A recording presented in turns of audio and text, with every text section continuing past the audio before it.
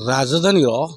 ताज कहले खंडगिरी ଆଜ୍ଞା अर्थात खंडगिरी रे ଆଜ୍ଞା चली ଯାତ୍ରା महासमर ऐतिह्य माघमेला रे मनोरंजन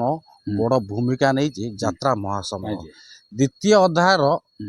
अंतिम पर्यायर एवं ଯାତ୍ରା महासमर अर्थात किछि ଯାତ୍ରା अपेरा पार्टी तांकर रंगमंच जो जहाँ रंगमंच जहाँ थिला नाटक नाटक सारी एवं द्वितीय अर्थरे पहुँचती आउ केतोटी ଯାତ୍ରା पार्टी एबे आसी अंतिम पर्यायर किंतु आ भितर ଯାତ୍ରା लभर एसोसिएशन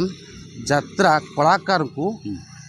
सम्मान देइछि जार थिला अष्टमतम सम्मान आ भितर बेसी नवागत कलाकार को भी सम्मानित करछंती किंतु आ केते रहिछि बही जो प्ले करिसंती केते हिट आउ केते फ्लॉप आउ मालिकंक षडयंत्र ना ये कलाकारंकर नुआ कन्स्पिरेसी आम सहित अछंती 52 वर्ष धरी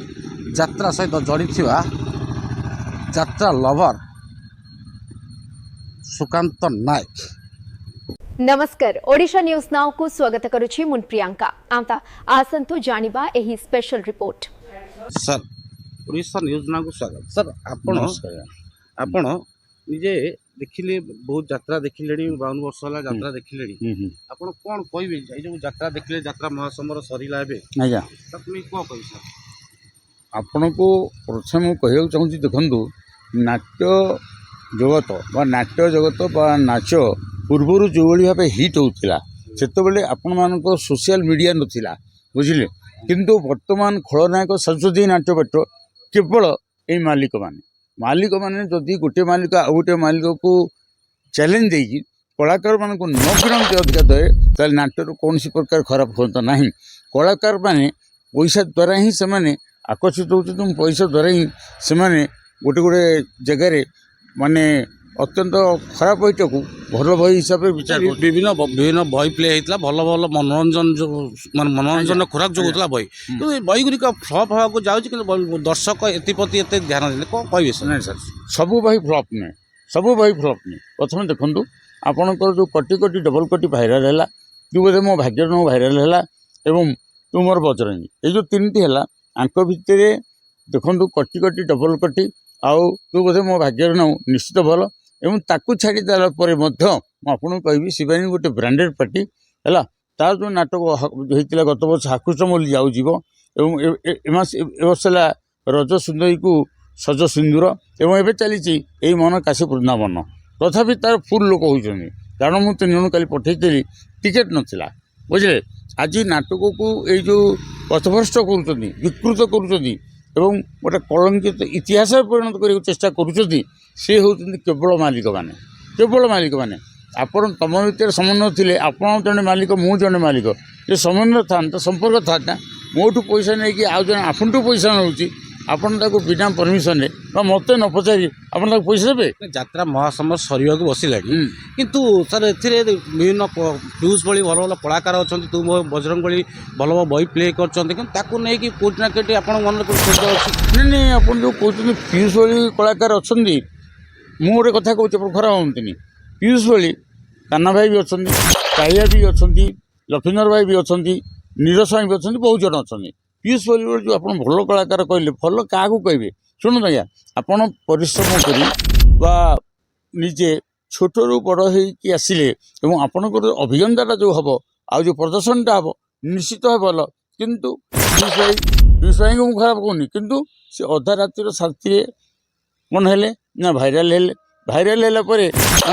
से सूर्य मंदिर थे ये बाबू कौन कले सिंह बाई कौन पैसा आनले बद चली रहा बद चलला भितर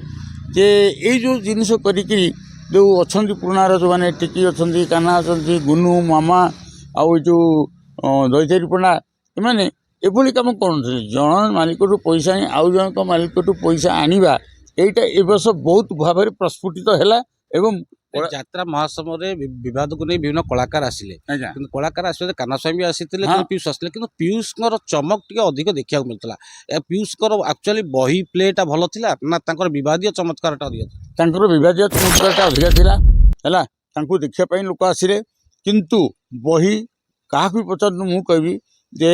तू मोर बजरंगी से बहीटा ପାଞ୍ଚ-ଦଶଟା ପ୍ରକାର ଷ୍ଟୋରିକି ମିଶେଇକି ଗୋଳେଇ ଘାଣ୍ଟେଇକିରି ହେଇଛି। କୌଣସି ନିର୍ଦ୍ଦିଷ୍ଟ ଡାଇଲଗ୍ର ଡେଲିଭରେସନ୍ ନାହିଁ, ସିକ୍ୱେନ୍ସ ନାହିଁ ବା ଗୋଟିଏ ପରେ ଗୋଟିଏ ମ୍ୟାଚ୍ କରିବାର ଜିନିଷ ସେଥିରେ ନାହିଁ। ତେଣୁକରି କେବଳ ପିସ୍କୁ ଦେଖିବା ପାଇଁ ଲୋକ ଆସିଥିଲେ, କିନ୍ତୁ ନାଟକର ଯେଉଁ ଫିଲୋସଫି, ନାଟକର ଦର୍ଶନ, ନାଟକର ଲୋକମାନଙ୍କୁ ଯେଉଁଥିପାଇଁ ଭଲ ଲାଗେ ସେ ଜିନିଷ ସେଥିରେ ନାହିଁ ଆଦୌ। ଏବଂ ଅତୀତରେ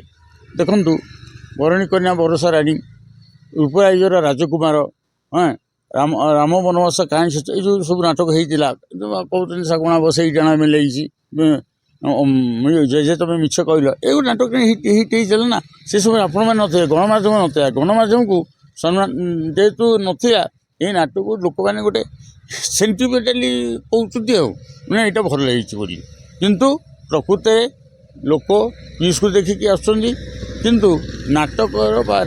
ମର୍ମ ବା ନାଟକର ଧର୍ମ ବା ନାଟକର ଯେଉଁ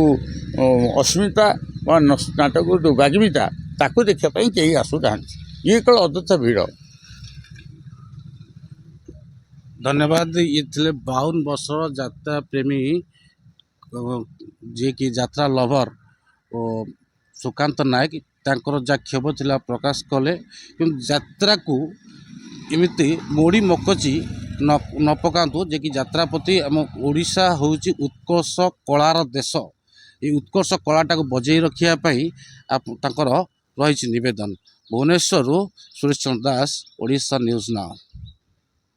ଦୟାକରି ଆମ ଚ୍ୟାନେଲକୁ ଲାଇକ୍, ସେୟାର ଏବଂ ସବସ୍କ୍ରାଇବ୍ କରନ୍ତୁ।